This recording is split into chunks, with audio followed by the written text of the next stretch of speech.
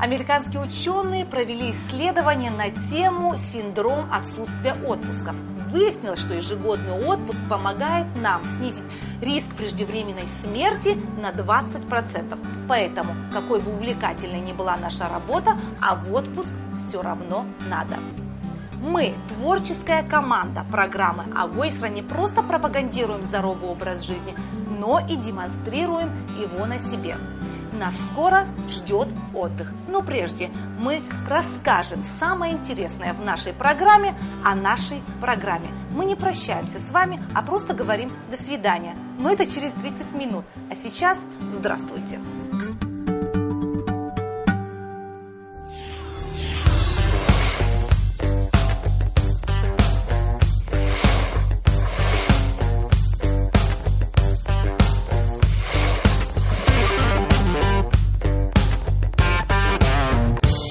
Наша программа «Агойсра» в эфире Абхазского телевидения существует уже 3 года. Я не поленилась, посмотрела в архиве и посчитала, сколько было выпусков за это время. 154. Соответственно, столько же тем, более 100 героев побывали в нашей студии. 4 ведущих, 4 доктора и только я одна бессменная. Но если серьезно, я очень рада, что вела эту программу, потому как я многое узнала о нашей медицине, а также многие врачи стали моими хорошими друзьями. Это дорого стоит, когда ты можешь любому доктору позвонить ночью и проконсультироваться на какую-то тему. Несмотря на то, что я был 4-м ведущим, мне было очень приятно. Я всегда с радостью шел сюда, дабы рассказать людям о заболеваниях, о проблемах, которые у нас в республике. И теперь я думаю, что очень многие знают то, чего не знали раньше, знают, куда идти, к кому обращаться и какую помощь. И наших докторов в лицо. И наших докторов в лицо, несомненно. Заканчивается нынешний телевизионный сезон, и мы уходим в отпуск. С новыми и свежими передачами выйдем к телезрителям только в сентябре. И сегодняшнюю передачу я хотела бы провести в непривычном формате. Поэтому гостей не пригласила. Сегодня гость ты. Принимаешь? Принимаю.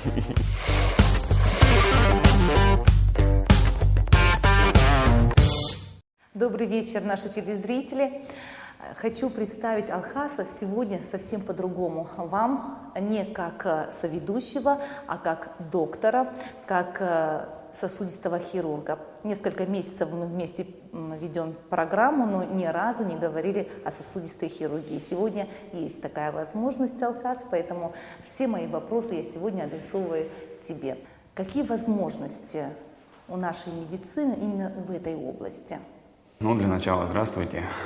Что касается медицины в целом, да, или сосудистой непосредственно хирургии у нас в республике. Если говорить о возможностях, на сегодняшний день выполняем ряд операций, связанные они в основном с варикозной болезнью. Это варикофлебоктомия, также склерозирование, то есть это малоинвазивный метод, который позволяет убрать маленькие венки без разрезов, то есть с помощью инъекций, которые вводятся в саму венку, то есть склерозант, который склерозирует маленькие венки. Плюс ко всему, то есть мы оказываем экстренную помощь в отделении. В результате сахарного диабета развивается иногда и плюс ко всему сердечных каких-то патологий развиваются такие вещи, как тромбозы, тромбоэмболии. Мы извлекаем тромбы, эмболы. К нам поступают тяжелые пациенты, у которых выраженные болевые синдромы в ногах, в первую очередь, или в ноге. Если не оказать помощь вовремя, то пациент может умереть. Скажи, пожалуйста, какое количество людей обращаются к вам? Исходя из того, что отделение достаточно молодое, 3-й год вот нам должен исполниться, поэтому с каждым годом больных все больше и больше. Более того, исходя из того, что у нас ранее в республике не было сосудистой хирургии, многие не знают, что у них есть ряд проблем с сосудами. То есть, говоря о венозной патологии, тут более-менее все ясно, потому что если венка видоизменена и есть какие-то отдельные варикозные узлы, то это видно. А что касается такого заболевания, как атеросклероз, облитерирующий атеросклероз сосудов, в нижних конечностях в данном случае, да, или там генерализованный атеросклероз, то есть этих больных много. И выявляются они, к сожалению, на этапе тогда, когда им нужно оказывать уже помощь. Амбулатория вот буквально тоже недавно появился, и мы на амбулаторном этапе пытаемся выявить таких пациентов и оказать им помощь. Наши телезрители не привыкли видеть Алхаса Канджария в белом халате, в привычной для него больничной обстановке. Сегодня другая картина.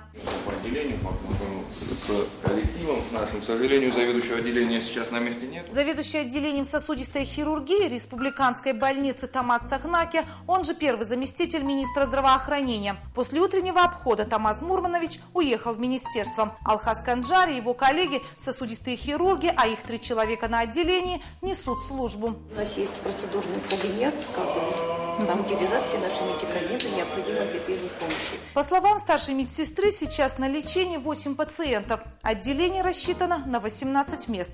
Заходим в одну из палат. Тарил Джинджоля 10 дней находится в больнице. Его диагноз – атеросклероз нижних конечностей. Благодаря персоналу, лечащему Канджария, все хорошо, все стабилизировали, нормально, боли нету. Очень хороший коллектив, медсестра, врачи. Сосед по больничной палате Леварса Саманба. Он страдает венозным заболеванием ног. Мне вены на ноге, язва открылась. Думал, что так слегка, но не получалось. Потом пришлось сюда, и врачи сразу приняли меня, положили. Все, очень даже хороший уход, смотрят за нами. Расскажите о проблеме, с которой вы сталкиваетесь в больничных учреждениях. Этот вопрос я задаю каждый раз, общаясь с нашими гражданами. И ни разу во время монтажа не вырезала ни одну жалобу. Другое дело, их нет. Люди на видеокамеру говорят только слова благодарности. Если есть какая-то проблема, скажите, пожалуйста. Нет, никаких, что вы. Хотя знаем, в системе нашего здравоохранения есть проблемы. И лукавить тут не к чему. Речь идет о самом ценном, о здоровье. Вам не сложно покупать эти лекарства? Сложно, не сложно, но а что делать? Я работаю, мне вся семья своя, все работаем, что-то делаем. На отделении сосудистой хирургии есть небольшая столовая с 3-разовым бесплатным питанием. Чуть дальше по коридору кабинет функциональной диагностики. Здесь работают врачи-кардиологи. Тредиамил, так называется, это медицинское оборудование. Пациент встает на беговую дорожку, одновременно происходит запись кардиограммы. Люди, которые страдают ишемической болезнью сердца, для их выявления проводим эту нагрузочный тест. И если есть признаки ишемической болезни сердца, приступы стенокардии, то на кардиограмме появляются определенные изменения. По словам кардиолога Шеризан Агарба, пациенты с нарушением ритма сердца могут встать на учет. Есть договоренность с врачами из Кабардино-Балкарии, которые планируют приехать в Абхазию и совместно с нашими докторами будут проводить малоинвазивные кардиооперации. Здесь планируется кардиореанимация, то есть то, о чем мы вам говорили с вами, да, и те больные, которые будут постановка кардиостимуляторов, стентов и так далее, лежат у нас здесь на отделении. Мы в операционной. Временно здесь оперируют и травматологи, и сосудистые хирурги. Сейчас здесь тишина. Только закончилась операция, и медсестры приводят инструментарий в надлежащий вид, чтобы быть готовыми к экстренной ситуации. А они случаются довольно часто. Летом плановых операций нет, только срочные. Осенью и зимой количество операций по линии сосудистой хирургии резко возрастает. Алхас Канджария недавно ездил на повышение квалификации. Расширять границы своих знаний – это жизненно необходимо. В самом прямом смысле, говорит он. Не только я выезжаю, то есть кардиологи у нас тоже выезжали. Всевозможные какие-то конгрессы и так далее и тому подобное. Мы пытаемся активно принимать в этом участие. Конечно же, не без помощи нашего заведующего. Мы рассказали, показали, вместив в несколько минут работу отделения сосудистой хирургии Республиканской больницы. Но это совсем малая доля. И здесь не всегда бывает так спокойно. Если говорить о спектре услуг, которые может оказывать сосудистая хирургия, к сожалению, мы оказываем его не полностью. Почему? Потому что у нас нету ряда обследований. В первую очередь это касаемо ангиографии. Пациенты, которые страдают облитерирующим атеросклерозом сосудов нижних конечностей, чтобы было более-менее доступно, объясню иначе. Да? То есть кровь, обогащенная кислородом, артериальная кровь, не поступает в конечность вследствие каких-то изменений в сосуде. То есть в данном случае это атеросклеротические бляшки, которые мешают току крови дойти до нужного места, да, и снабдить ткани кислородом, вследствие чего нога начинает отмирать, ишемия и так далее. Вот, поэтому, чтобы оказать помощь такого плана больным, нужно их дообследовать в плане сделать им ангиографию. Метод, который позволяет оценить, насколько сильно забит сосуд и где точно он забит, где нужно делать анастомоз, делать шунтирование так называемое. К сожалению, этого пока нету, но мы надеемся, нам обещали, мы ждем. Насколько это важно, когда у врача есть хорошая диагностическая база? Это какой процент успеха? Но это очень важно. Выставляется правильный диагноз, оказывается правильное лечение. Все очень взаимосвязано, очень плотно взаимосвязано. Да, само собой, мы опираемся на клиническую картину, которую увидим на момент осмотра пациента. Вот, и пытаемся сориентироваться, даже если у нас чего-то не хватает. 4 доктора вели со мной программу. Первый наш доктор Руслан Смарон, хирург-эндоскопист, поэтому про эндоскопию я узнала очень многое нашей медицины в этой области. Затем был онколог Батал Каце. Теперь с нашей легкой руки он является заместителем министра здравоохранения. Следующий ведущий был нейрохирургом. О мозге тоже узнала многое. И теперь вот ты дополнил. Теперь мои познания сосудистой хирургии стали больше, объемнее. Говоря о сосудистой хирургии, нельзя не отметить то, что наше отделение не занимается только сосудами. То есть есть еще и кардиология. Да, это кардиологические больные, которым также планируется в ближайшем будущем установка кардиостимуляторов, вынуждены выезжать за пределы республики, чтобы их дообследовали и поставили кардиостимулятор. Ждем новое оборудование, которое позволит нам расширять свой спектр.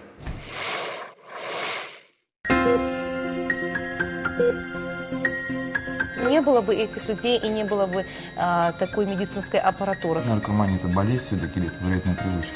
Уйдем от хирургии так к практике. Как своевременно обращаются пациенты? Страна осталась без детского инфекциониста. Можно закончить университет медицинский на 1 тройке и получить диплом. Позволю себе заступиться за докторов для того, чтобы наше здравоохранение было на должном уровне. ხარშართა იმუნიტეტ შუმაზარყალა იდუბალა ზანელიკა უბრი უბურდუ შიზოფრენია ეს არის ლაზდრო სტადია ქვამო Цара Квартак, Адератора, Агойсрача. Загрузимся вовнутрь абхазской матрицы. Стоит, наверное, ограничивать наших детей, не только детей, в пользовании интернетом. Это не фантастика, это наша с вами реально виртуальная жизнь. Можно ли этих людей назвать интернет-зависимыми? Необычный выпуск программы Агойсра. Увидеть самим и показать телезрителям, где правда, где вымысел. Ачба Зураб Амехович. Существует ли договоренность какая-либо? Программа Агойсра в поисках объективной оценки.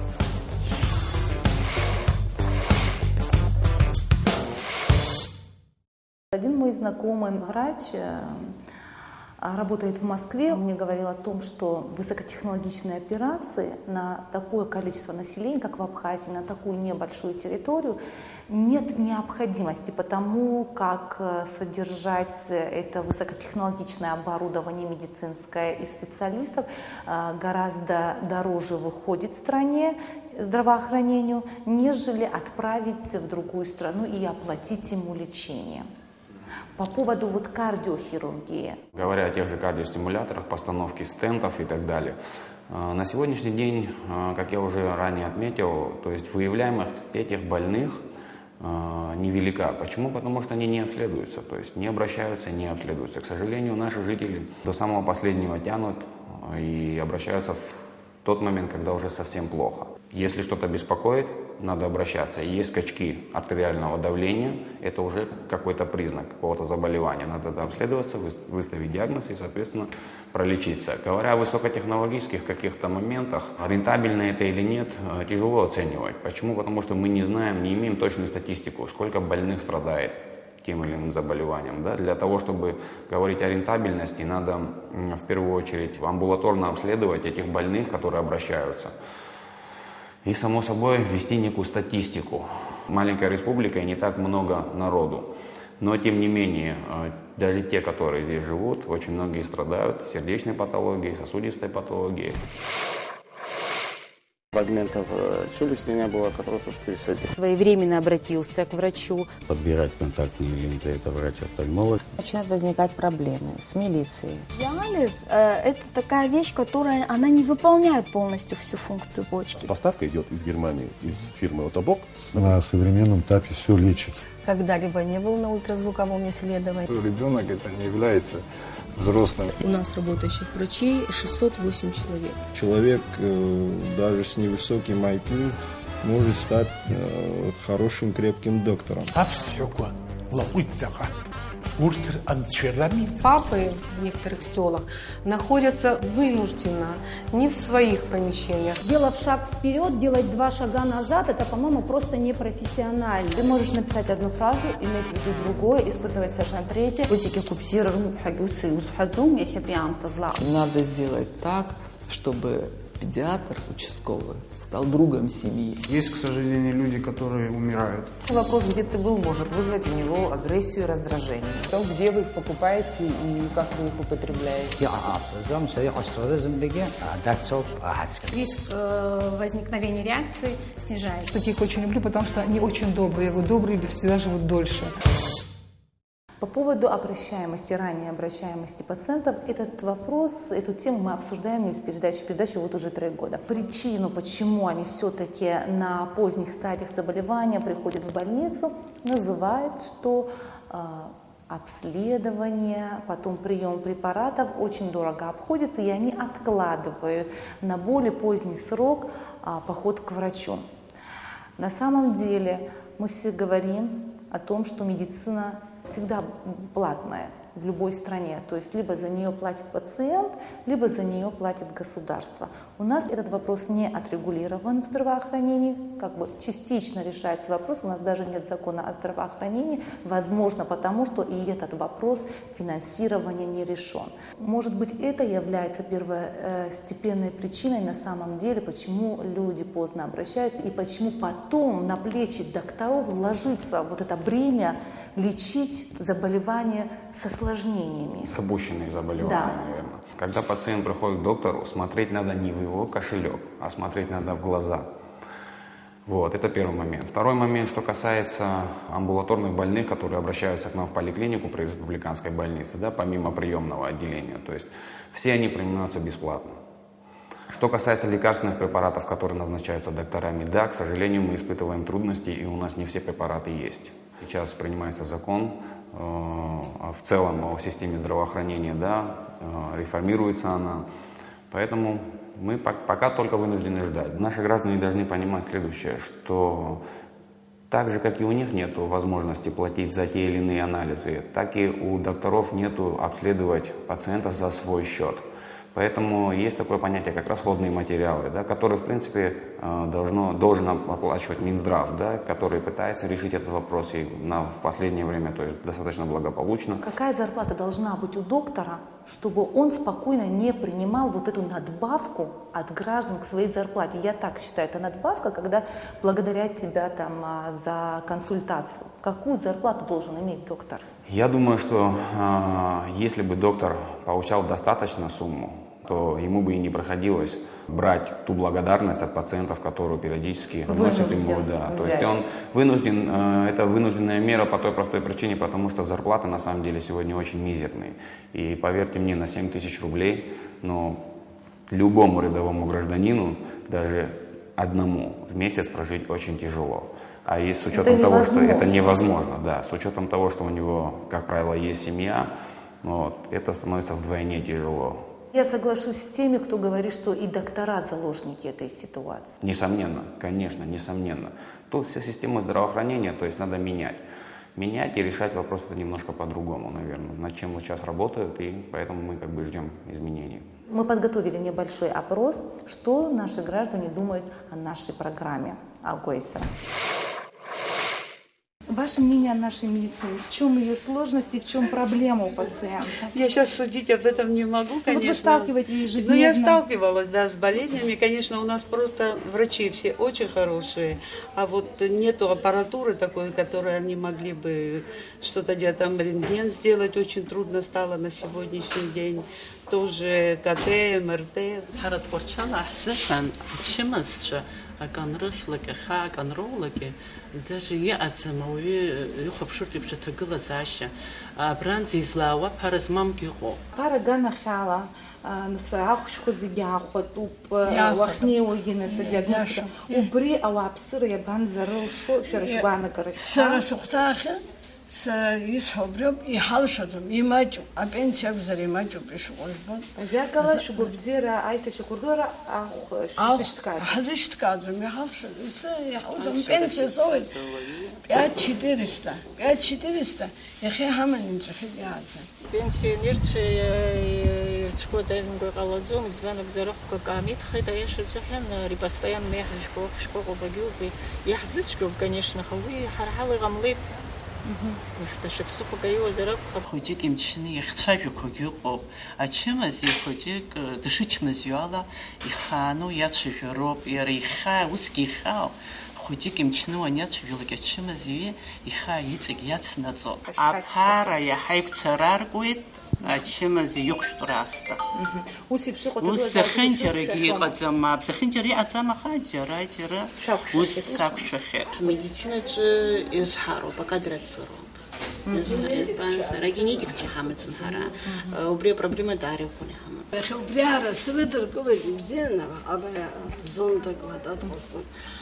Убри врач, убри медсестра, так хорошо меня приняли, сара гобзера исымаз, счымазара схашли, мне так было хорошо. Сара сызқәшәтәу убриаҟа сықәшәаны сылхәшәтәуеит, имга ҳәа Пипиев, имга доктор кардиолог. Убри сшылхәшәтәу, убри сшыҟоу изакәызаала гәынҷыхьажәак сара еилыскааит, ишабни абри ишәҳәақәоу ҳара сара исымбаӡац сызхәҭаа. Аҳақьымцәа ҳара ҳахьынӡанеихьоу зегьы ргәаартны хаала иузныҟәом. Адырратара агәеисра шәахәаԥшума, шәаргьы шәтәаз Знык реакциа ишхамыз аҿы ари адырратара ҳаҟәыԥшуеит, имшьы ҳаишьӡом. Адырратара сара исқьынагь сахәаԥшуеит, сызҿлымҳауп, сара схаҭа сдавление искьынагь иҳаракуп, насгьы агәчымазара сгәы сыхьуеит, искьынагь сахәаԥшуеит. Убри ихәарҭоуп, даз иҵегь инҭҵааны иалацәажәаларгьы иаҳагьы иҟаҳшьо, ихәҭоуп.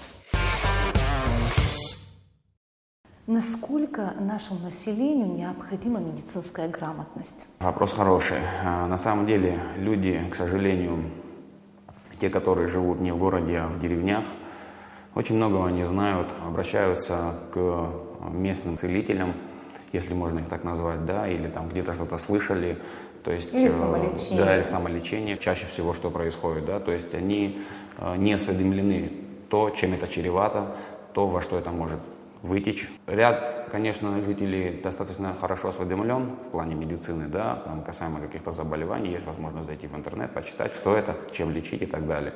Но у большинства, к сожалению, такой возможности нету.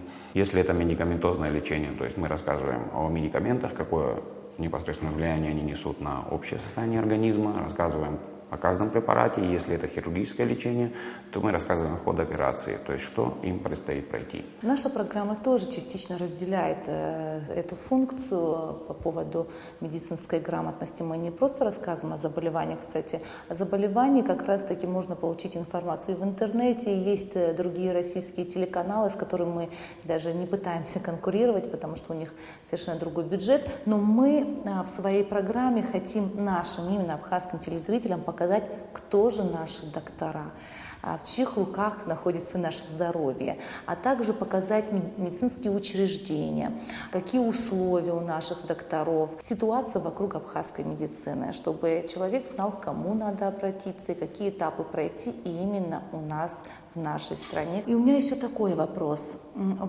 доверия к докторам.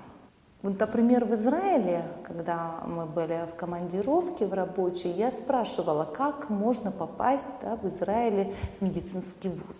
Очень сложно. Туда попадают очень образованные, они проходят много аттестаций, экзамены и так далее, чтобы образованнейшие, самые талантливые, может быть, именно в области медицины, попали именно в медвузы. Насколько должен быть такой тщательный отбор в медицинский вуз? Давно, когда я поступал, и вообще у меня появились мысли о том, что я собираюсь поступать в медицинский, мой отец мне сказал: ты можешь быть средним торгашом, ты можешь быть средним строителем, но средним доктором ты быть не можешь. И человек, который идет в медицинский вуз, должен четко для себя понимать, с чем он сталкивается, что придется ему делать, какой труд это. Потому что на момент учебы все те мои знакомые, которые могли себе позволить погулять, пойти погулять, все те, кто закончили медицинский вуз, им приходилось сидеть и читать книги. Медицина – это такая профессия, в которой сначала вкладываешься ты, а потом за то, что ты вложился, граждане, которые приходят к тебе, изначально они приходят больными, а потом после курса лечения они говорят: спасибо, доктор. И лучше этого чувства нету. То есть тут такой момент, ты понимаешь, что все те часы, которые сидел за книжками, все то время, то, что проводил там, в библиотеке, ни какие-то там гулянки, ни еще что-то не может быть лучше этого чувства, когда от тебя уходит здоровый человек и говорит: спасибо, доктор, вы мне помогли. Это очень важно. Получается, имидж врача – дело рук самого врача? Отчасти да. Отчасти да. Вот к одному доктору идут постоянно пациенты, хотят к нему попасть, там длинные очереди, а вот другой доктор не так загружен. Это получается, что доктор должен над собой работать? Несомненно. Каждый доктор должен над собой работать.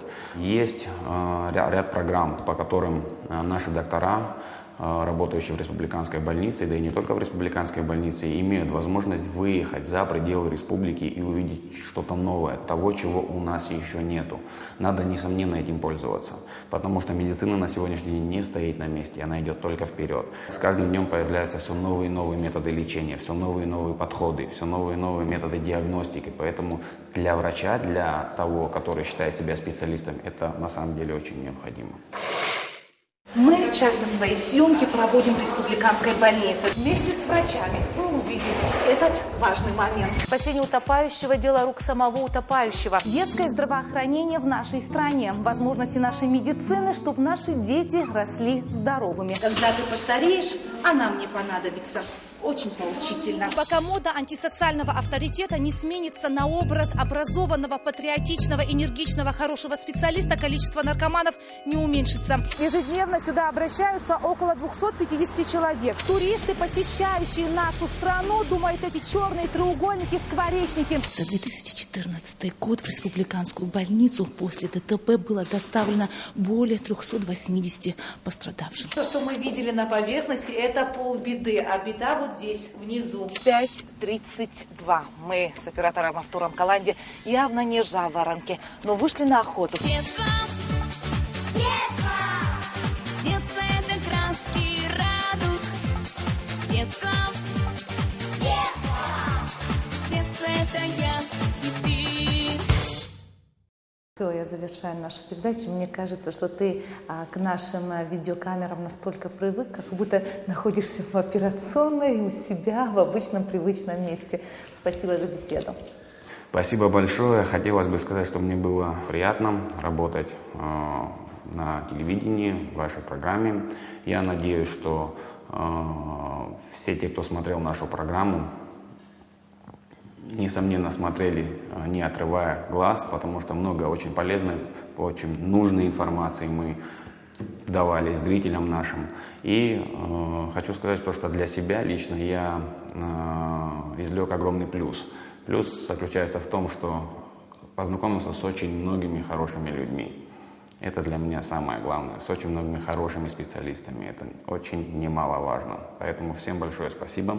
Я в свою очередь тоже просто добавлю, что на самом деле с тобой в программе работать было очень хорошо. Ты никогда не подводил ни меня, ни нашу съемочную команду. Всегда приходил вовремя, очень ответственно относился к съемкам. И самое главное, я вижу в тебе, ты настоящий патриот своей профессии. Уважаю таких. Спасибо. Спасибо вам. Всего доброго. Послушай, почему у врачей анекдоты не смешные? Нет, они не то, что не смешные, просто у врачей, к сожалению, складывается так, что юмор немножко черный. Да? Можно тогда я расскажу один анекдот? Ну, там присутствует и телевизионный момент. Да ради бога. Вот. В психбольнице пациенты смотрят теленовости. Один все время после каждого репортажа хлопает в ладоши и говорит: какое счастье, что я в психушке. Этого надо выписывать, говорит один врач другому, явно выздоровел. Не знаю, смешно или нет. Я думаю, что смешно.